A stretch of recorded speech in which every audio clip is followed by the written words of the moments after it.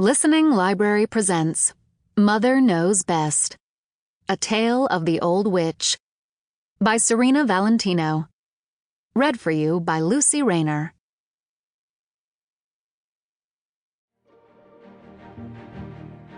Chapter 1. Queen of the Dead. Tucked snugly away, deep within the dead forest, lived a family of witches. Their grey cobblestone mansion was perched on the tallest hill, which looked down on a vast landscape of lifeless trees with brittle and twisted branches that resembled long, grasping hands. Around this forest was an impenetrable thicket of rose bushes, with tiny, beautifully preserved rosebuds still clinging to them, even though they had been dead longer than anyone still living could properly recollect. This was the boundary between the land of the living and the forest of the dead, and the witches who lived in the woods rarely crossed the boundary to do harm to those living on the other side. They asked for only one thing in return: their dead. The witches' forest wasn't merely filled with lifeless trees. It was where the dead rested, or so the neighboring villagers liked to tell themselves. They chose to think of the woods as a cemetery they weren't permitted to visit, and the witches as its caretakers, though deep within their hearts they knew their deceased loved ones were given very little peace in what should have been their eternal resting place. But we won't concern ourselves with that part of the tale at the moment. Right now, our story centers on three sister witches: Hazel, Gothel, and Primrose, and their mother, Rayner, the dreaded Queen of the Dead, one of the greatest and most feared witches of any age. Rayner always let it be known that her daughters were a disappointment to her, pointing out that even though the three of them were born on the same day, they were not identical.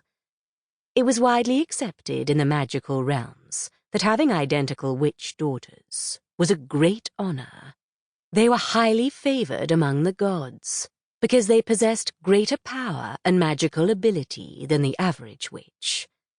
Though Gothel and her sisters were, by definition, triplets, they couldn't possibly have been more different from each other. Let's start with Gothel, the youngest sister by a mere handful of hours. She possessed raven hair and dark features, with large, expressive grey eyes. Her hair was thick, wild, and unruly, often filled with little bits of twigs or dried leaves from her following her sisters around in the dead woods and romping through the landscape of cemeteries within its boundaries.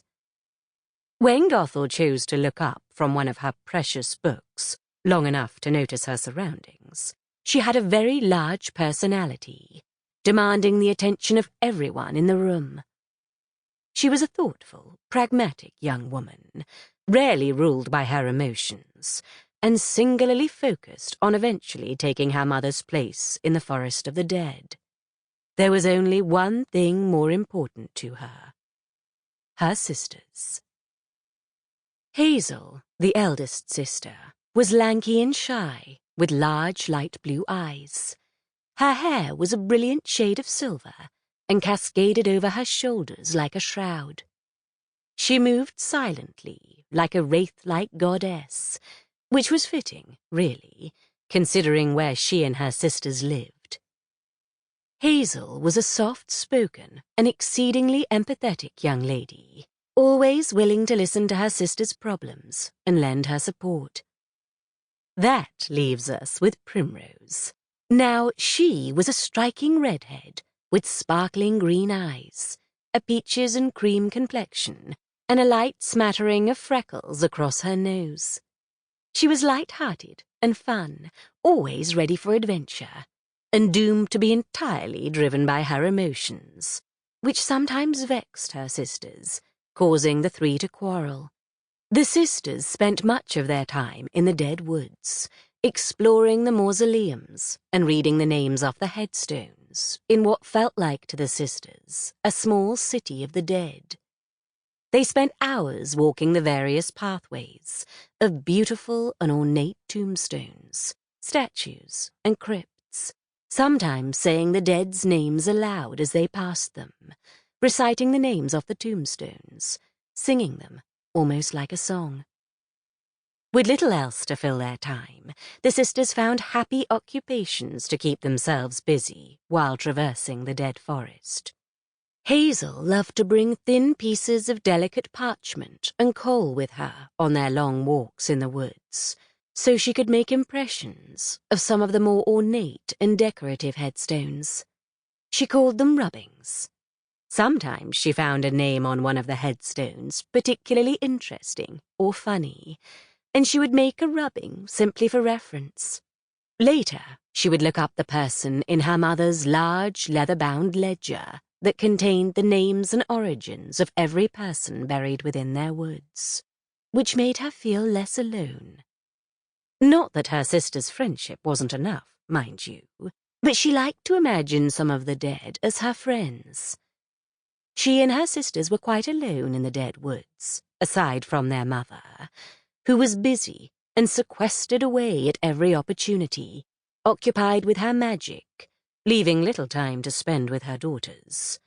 So Hazel found comfort and company in reading about the dead in her mother's ledger, feeling like she was getting to know the people who spent their afterlife in her forest. Primrose often brought along her scarlet drawstring pouch, which contained a spool of ribbon, a small silver knife, and various wishes she had written on bright red parchment that she would hang from the dead branches on ribbons. It was just like Primrose to bring colour into their stark world, almost as if she had been created for the purpose of bringing beauty into their lives, because it did seem to follow her wherever she wandered. Primrose fancied the dead haunted their forest at night, reading her wishes while she and her sisters were asleep. She hoped the dead would love their afterlife. She wanted it to be a beautiful resting place, rather than the dull grey landscape it really was. Gothel was more rooted in the physical world than her sisters, with her eye always on the future. She often brought along one of her mother's books when she went into the woods with her sisters, a book she had slipped into the pocket of her skirts when her mother wasn't paying attention. She always took the opportunity to read when her sisters stopped to do a grave rubbing or tie wishes in the trees. Sometimes she read aloud to her sisters, but usually she just let herself drift into other worlds she desperately wanted to inhabit, the world of magic.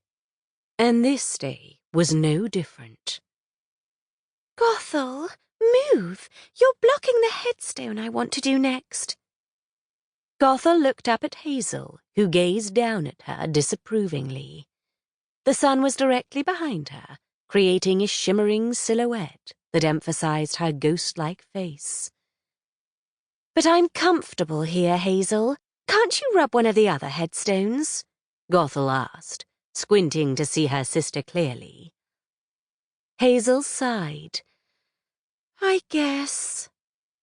Gothel watched Hazel walk into the brilliant sunlight, which was low in the sky and cast a lovely orange and pink glow on their otherwise dreary landscape. It was Gothel's favourite time, the magic hour. She had read there was a land where it was eternally twilight, and she wondered what it must be like to live in such a place. Don't go too far, Hazel, called Gothel. It will be dark soon, and Mother will want us home. Hazel didn't answer her sister, but Gothel knew Hazel had heard her. Gothel had read about sister witches who could read each other's minds, and she knew that wasn't the case with her and her sisters. Not quite, but they did have an understanding. At least, that was what their mother had called it. An understanding. Ever since they were very small, each had known how the others were feeling. They couldn't communicate with each other without speaking, so they didn't hear the exact words, but they did get a sense of what the others might be thinking from each other's emotions. Gothel had searched her mother's book Sample complete. Ready to continue?